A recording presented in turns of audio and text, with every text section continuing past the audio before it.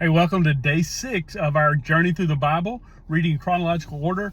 I am so glad that you are joining us, and I hope you actually are doing the reading and that it's really blessing your life. There's been so many things already, things that maybe I hadn't seen, and then several that it's just like, oh, I needed that reminder. And so I hope you're enjoying the same kind of thing.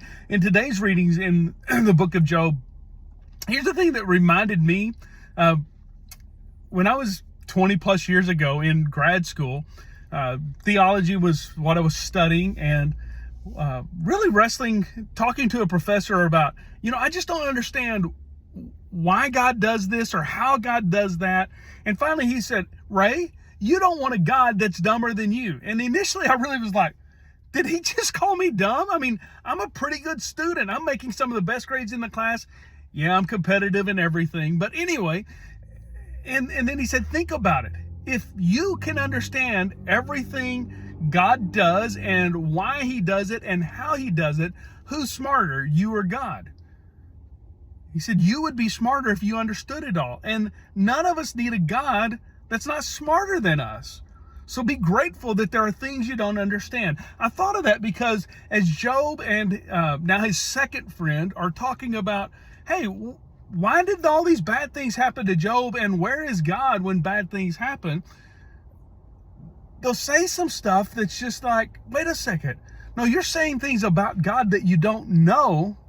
But one of the things that really caught my attention in today's reading was is it Zophar? I'm not even sure. If your mom can't pronounce your name, I don't have to. But when he says, you can't search out the wisdom and understanding of God. You can't see the depths.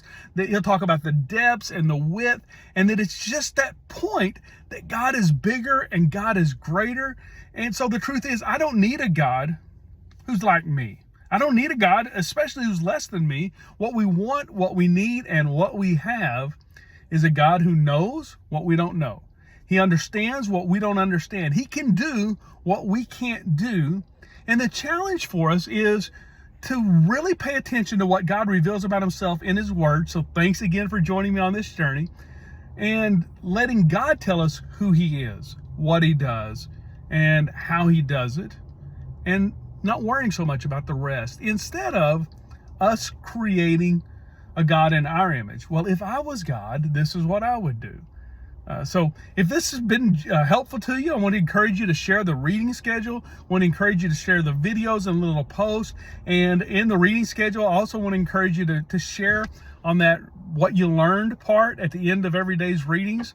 To share that. There's been some great conversation there and great observations. I hope you're having a great day.